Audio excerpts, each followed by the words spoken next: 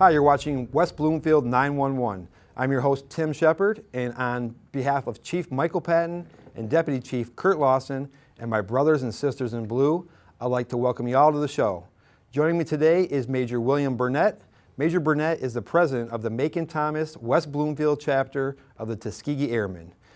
Major Burnett, thank you very much for being here today. I appreciate you taking the time out of your day to come and speak with me. The first thing I want to talk about is the Tuskegee Airmen. So many people in the community may or may not know what this is or who these people were and are. Can you give me a little insight into what the Tuskegee Airmen are and who they are? Thank you, Officer Shepard, and thank you first for having me. The Tuskegee Airmen are the men who the military said could not fly airplanes. Okay. For whatever reason they said we could not, they came up with some of their own, such as, number one, there must be something in their brain, their meaning us, their brain that they cannot take the dives that the fast aircraft had to take. There's something in their blood or their mind that they couldn't take the dives, the climbs, the maneuvers. And without testing us, they were wrong. They later found out that we could do that and much more. So that part of who we are and part of our community service and things that we do to reach back to help people, this is what the Tuskegee Airmen is all about. Okay, now, again, I want people to know out there what we're talking about. When you say there and they, who are you talking about? These are the men and women, majority of them now who served in World War II. Okay. Many are in their late 80s and 90s. Okay. Just to give you a case, we had a birthday celebration last Thursday for a gentleman who turned 103. Still living, still kicking, just as bright as you and me. He's a lovable character, and if you ever met him, he would be a joy. And I'd love one day maybe you could interview him on your program. Absolutely. He's 103. 103. Good guy. And Okay. still driving. Still driving. Yeah. All right. Yeah. That's impressive alone, Yes, right? it is. Yeah. So these are the kind of people, these are the people. And let me share this. At first, when the Tuskegee Airmen sort of got together and gave themselves the heroic name or were given the heroic names, we made a mistake. Okay. We did not include the mechanics. Okay. We did not include the women who were the office people, the nurses, office staff. There were more people than just the pilots. Absolutely. So we chose not to discriminate. Okay. So we included the mechanics. If the mechanics didn't fix the aircraft, it wouldn't fly. Excellent point. So that was his plane, not the pilot's plane. Yeah. It was the mechanics' plane. Okay.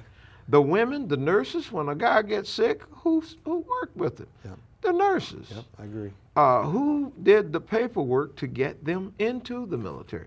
The clerks. Okay. This clerical staff.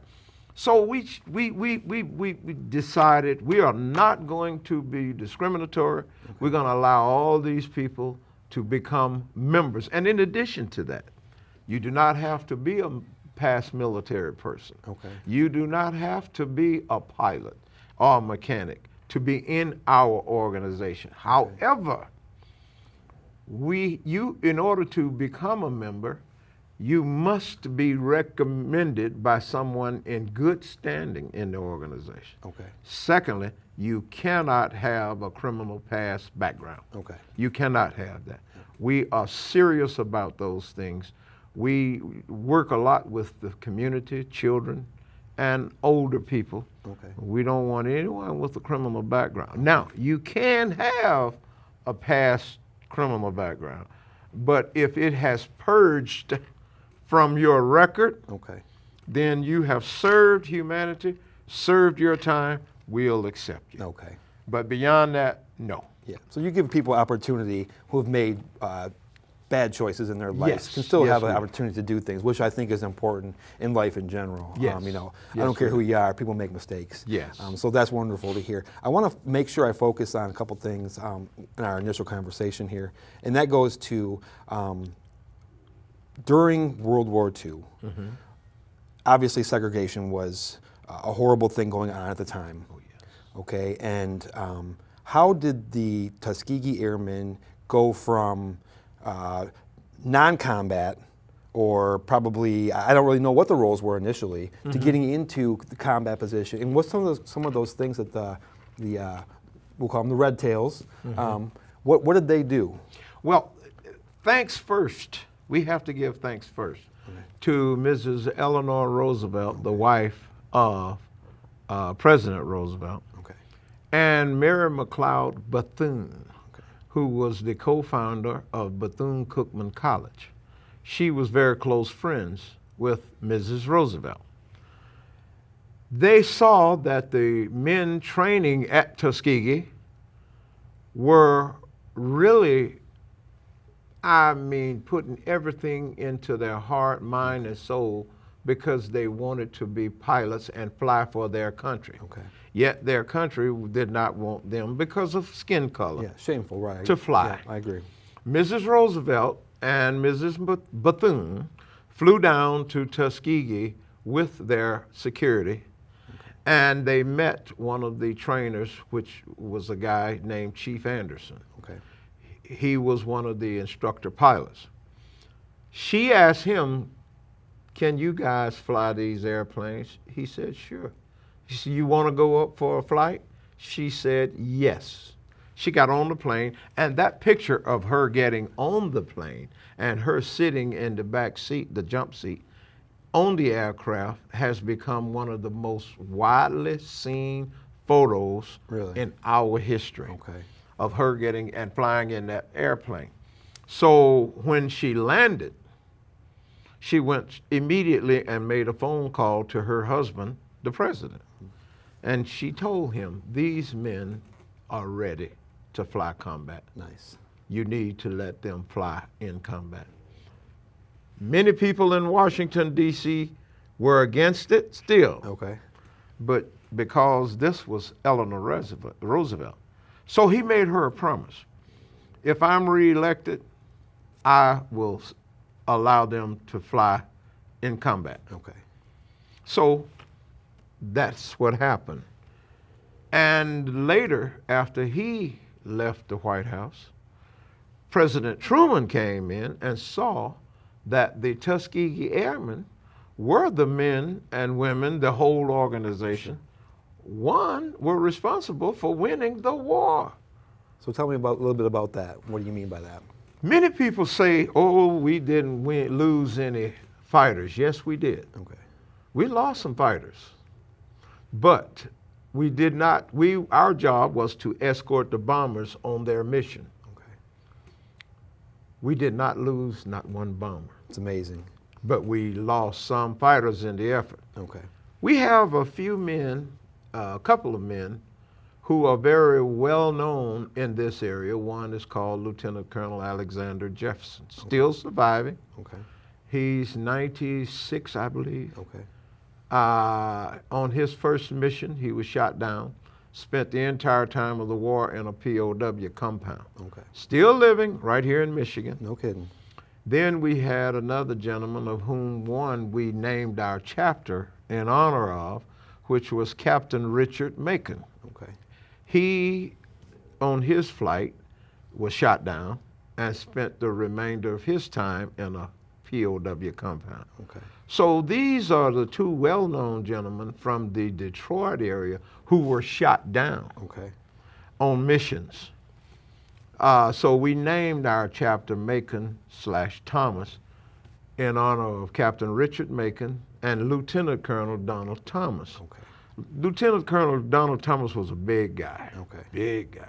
Too big to fit in the cockpit Okay. of the P-51s. Right. So he became a pilot later, and he flew the larger transport planes. Okay. But he also became a commercial plane pilot after the war. Made a living out of it. Yes, he did. Yes, Excellent. he did. Yeah. Both those gentlemen has joined the Lonely Eagles. Okay. The Lonely Eagles mean when someone die, we say he had or she has gone on and joined the Lonely Eagles. Oh, I didn't know that. Okay. So they're passed on. Okay. But we are honoring them by naming the chapter Macon/Thomas. That's amazing. Right. And listen, we're going to take a short break. Sure. When we come back, I want to talk more about you and your military background. Okay. And we're going to get into some more about the chapter here in West Bloomfield. Thank you.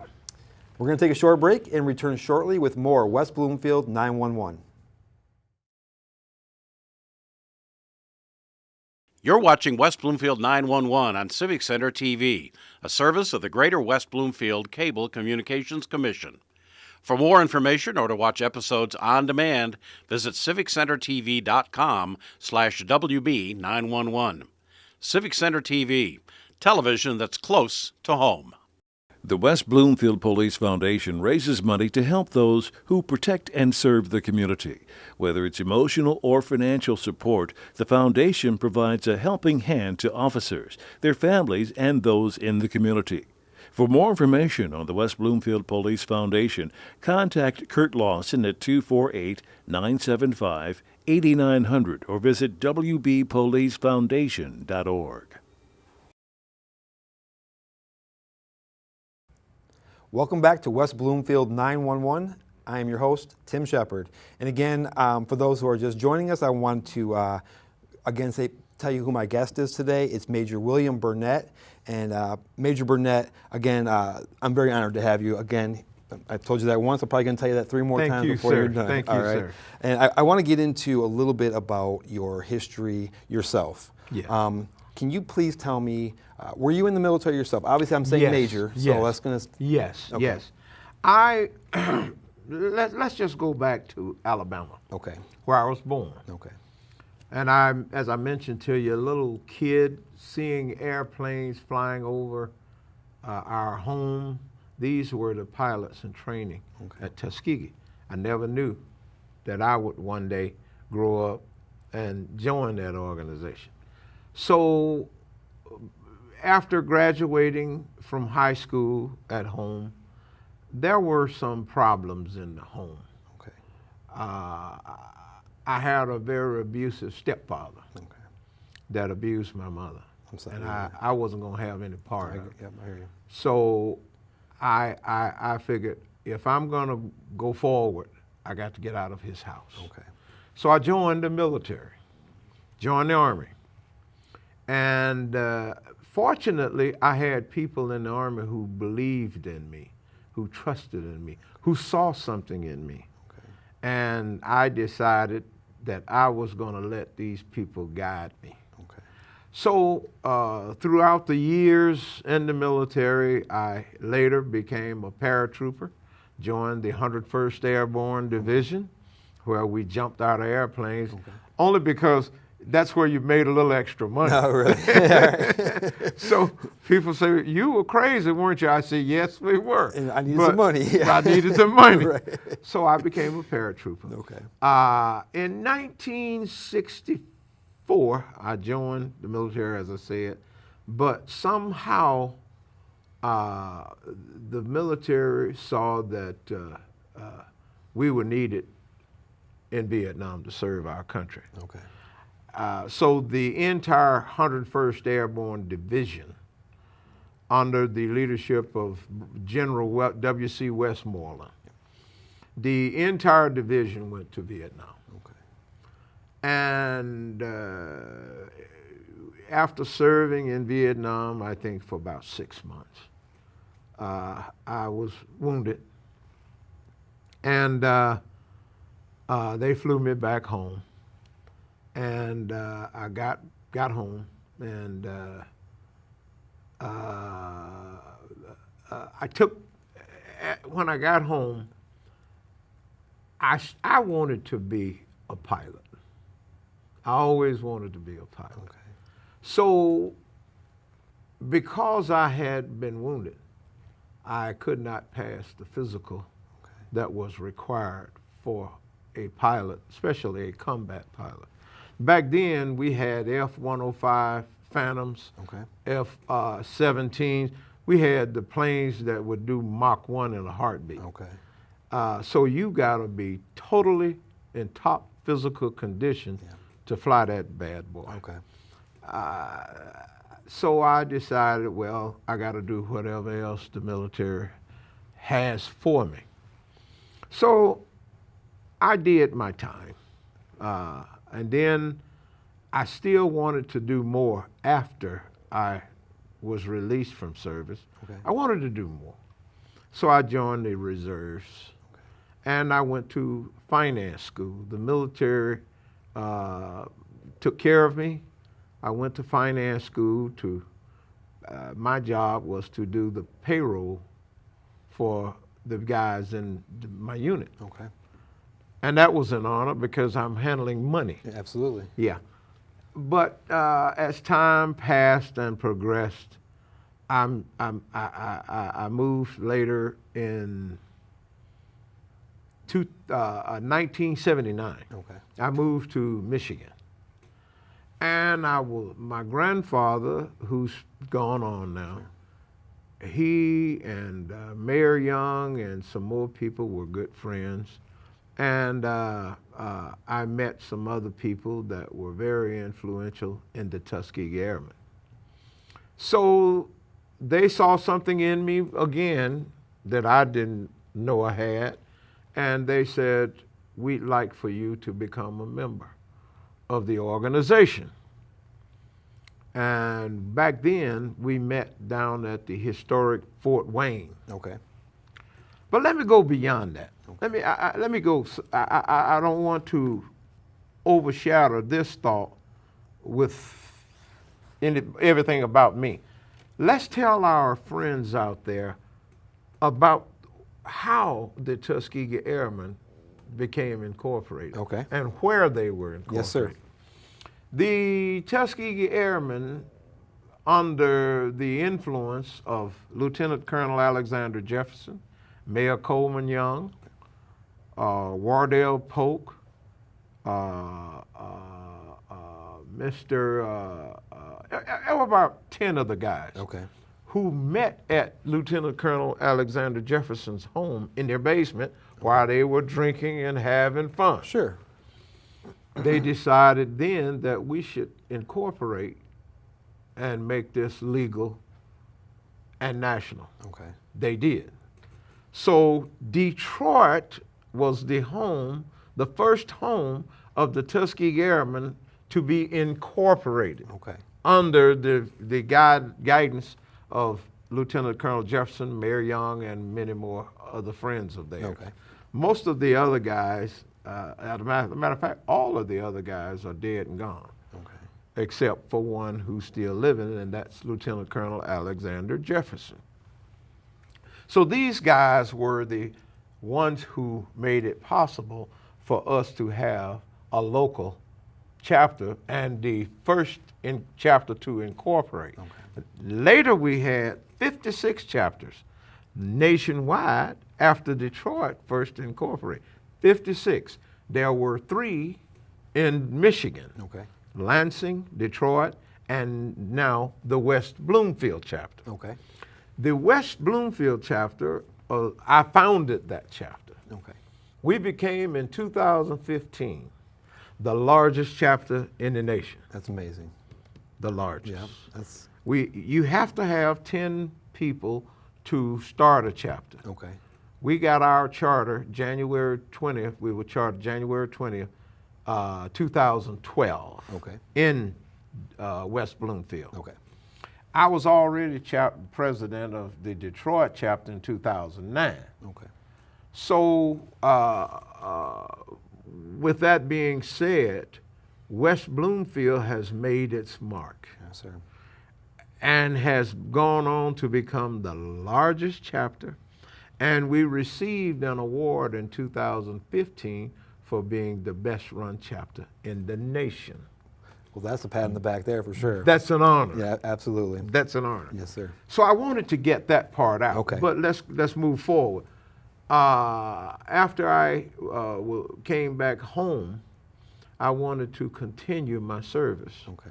So I moved here in 1979, but later I joined while Mayor Young was still living and mayor of Detroit. Okay. He and a few more guys mentored me, and I consider Lieutenant Colonel Alexander Jefferson, who's now 96, former prisoner of war, Okay. to be a mentor Nice. of mine as Okay. well. And after joining the chapter, they saw something in me, and they said, we would like for you to run for chairman of Ways and Means. Okay. I did. I never said no to these guys Okay. because these were my mentors. Sure. These were the guys I looked up to. Okay. I won, and I became chairman of Ways and Means. The next year, they said, now we need you to be our public relations officer. Yes, sir. If you believe that and much in me, I will do it. Yep. And I agree. did it. Yeah. So I became the chairman of public relations. Okay. Back then, Mayor Young was still living, and all the other guys, Richard Macon was one of the founders, incorporators. Okay. They were all still living. And Captain Macon was then the president when I became the chairman of public relations. Okay. So all of that being said, I have a picture that I'd like to show you, a picture that we took. Okay. There may be 30, 40 people on the picture. Right now, there are only 4 living on that picture, and I'm one of the 4 Okay. that's still living. Okay. But needless to say, you can't just get a few people and do the job and continue the legacy of the great organization without hard work. Okay. I rolled my sleeves up and I said, well, Mayor Young told me, he said, one day you're going to be the president of this organization. Yeah. I broke out in a cold sweat Yeah. because I was scared. Sure. I was nervous. Okay. I didn't think I could do it. Okay. He said, you're going to be president. And that's all he said. I didn't question him. If you knew Mayor Young, he would curse you out. Oh, really? I know. I didn't know. Yeah. All right. So he saw something in me. Okay. So therefore, I had to read a lot, listen a lot. Most of these guys, and one of them who's passed on, Wardell Pope, Okay. close friend of mine. He and I would talk about the legacy. He was Mayor Young's roommate at Tuskegee. Okay. He taught me an awful lot. And he told me, you got to read. When you hear these older guys talking about their history, listen. Okay. And I did. I read almost every book that's out about Tuskegee Airmen. Now I'm doing documentaries on the Tuskegee Airmen. Okay. I'm doing speaking engagements everywhere. Anywhere that I'm called to do one, at schools, colleges, churches, Okay. community centers, wherever, I'll be glad to do it. Well, let me ask you a question. So I'm doing math in my head. Yeah. And you've been doing, we'll say, civil service, working for your country for over 50 years. Yes. Okay. You now doing this in later in your life, and you're making sure that you're helping the community, and you want to get this out about the Tuskegee Airmen. Yes. Especially the chapter you're involved with. Mm-hmm. How can people, first of all, can people who are not in the military, Yes. can people who are in the Navy or Marines, Yes. who can join? How can they get a hold of you? And how can they get involved with this like you are? Okay. First, let me tell you some of the things that we're involved in, then we'll tell you who can get involved. Okay.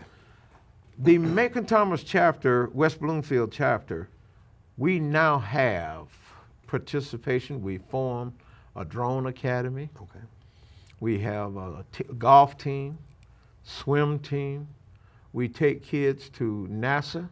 to the NASA Space Camp. Okay. We have annual dinners that honor the Tuskegee Airmen organization. And what we are doing right now, we're raising about $8 million. We want to build a state-of-the-art museum right here in Oakland County. Okay, nice. To include a banquet hall right here in Oakland County. That's amazing. And incidentally, we make those golf clubs for the kids who join the chapter free of charge. We don't charge their parents one dime for the clubs. We fit them, whatever their height. Okay. We fit them, and then we also give them a golf bag. Okay. Free of charge. Nice. Okay. Okay. Now the next thing is who can join. Okay. Anybody. Right now, we do not discriminate. We cannot discriminate anymore because years ago, it was only the pilots who flew World War II. Okay. It was only them. Okay.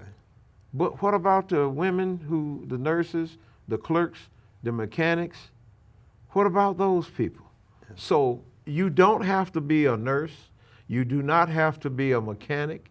You do not have to be a clerk. You can be a human being. Okay. We were so discriminated against in the military. Matter of fact, when I landed in Hawaii, they turned me around and looked for tails. They thought we were gorillas and monkeys. We were told that. They were told that. Okay. We cannot discriminate against people the way we were discriminated against. So what we do is we have opened the doors to anybody who wants to join, become a member, and do hard work for the community, especially children, reach back and help kids. Absolutely. And we only meet once a month. Okay. But I work 24/7 All right. myself. Yeah. Yes, sir. And you can join, let me say this again, I said it in the first segment. You cannot have a criminal background. Okay. And you must be recommended to join by someone in good standing. Okay.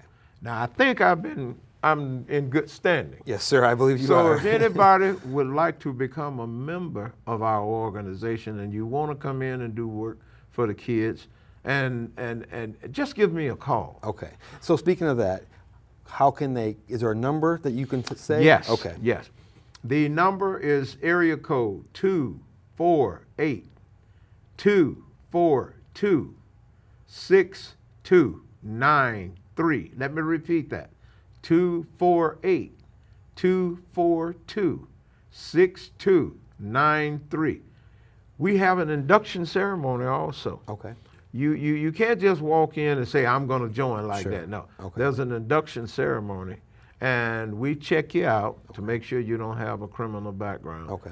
But once we do, we invite you to come to our meeting where we induct you. Okay, nice. You are given then a certificate of membership and a Tuskegee Airman ID card. Nice. That shows that you are bona fide Tuskegee Airman. Now, you asked me a question earlier. You don't look old enough to be a Tuskegee Airman.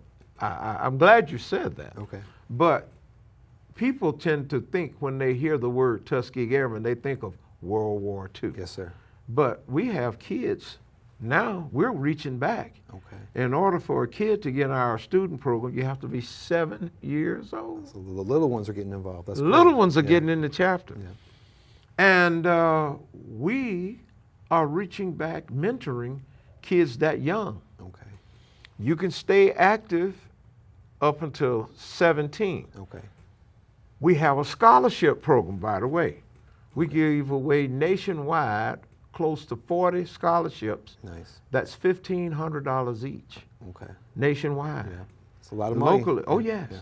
And our chapter, our local chapter, has another scholarship program where we also give you, in addition, if you are awarded the national scholarship, we have what's called a local scholarship where if you are going to college, you need some money to buy some of these expensive books.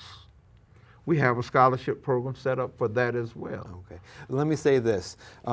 Unfortunately, we're running out of time. Okay. And I want to say that I could sit here all day with you and talk about this. Yeah. And the last thing I want to say to you is that, first of all, thank you very much for your service. Thank you. Not only with what you're doing now, but reaching way back into your military You know, you served honorably, and it's an honor to be sitting here with you. So I hope that all the viewers took note of that phone number and would please contact Major and get involved with this organization. I think it's a great organization, not only for the community, but for the country and for the country relations. So again, it's wonderful to meet you, and your stories are great, and I look forward to coming into your chapter myself. All right. And so I'd like to thank you for joining us for this episode of West Bloomfield 911. You can keep up with the police department by liking us on Facebook and following us on Twitter and Instagram. You can also sign up for Nixle.com and crimemapping.com for the most up-to-date information from the police department. Thank you for watching, take care, and goodbye.